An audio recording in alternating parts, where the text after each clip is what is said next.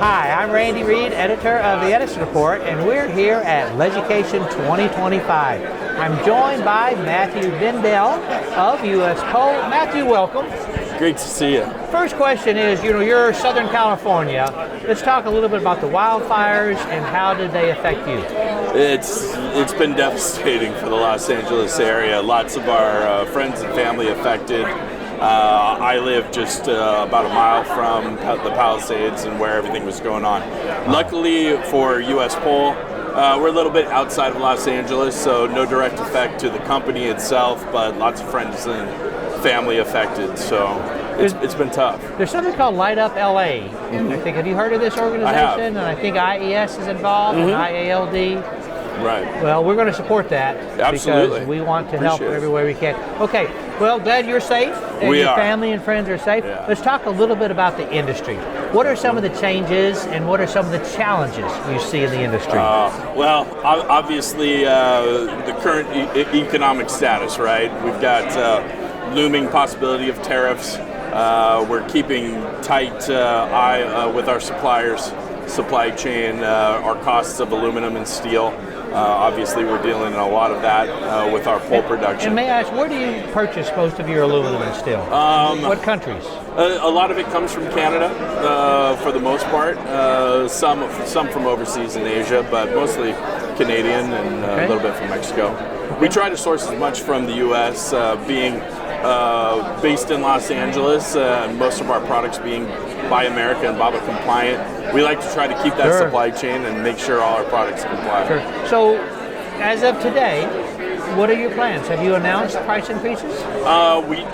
We had held off through most of last year.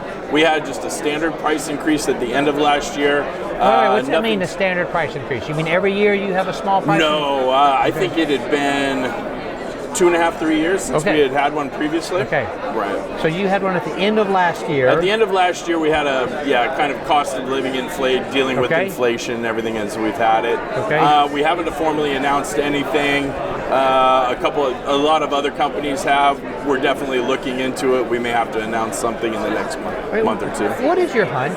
Will the Canadian tariff stick?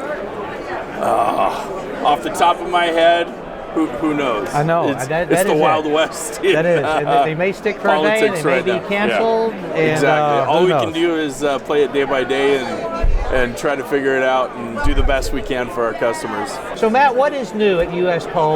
What new products do you have and what are you working on? Well, thanks for asking. We're really excited. We have two really new products. One is a pickleball and tennis court lighting fixture.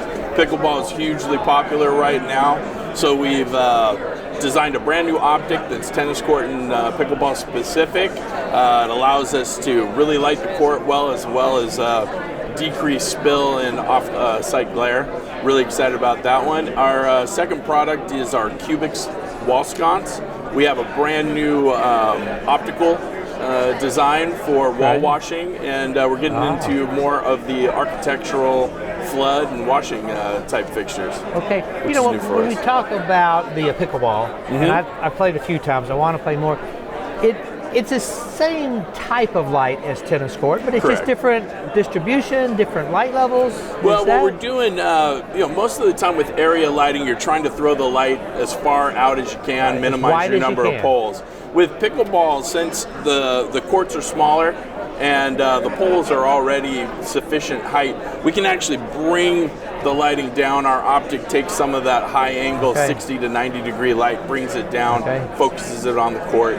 Okay, and again, these pickleball lights are made in LA. Made in Los Angeles. All right, congratulations. Thank you. Great seeing you.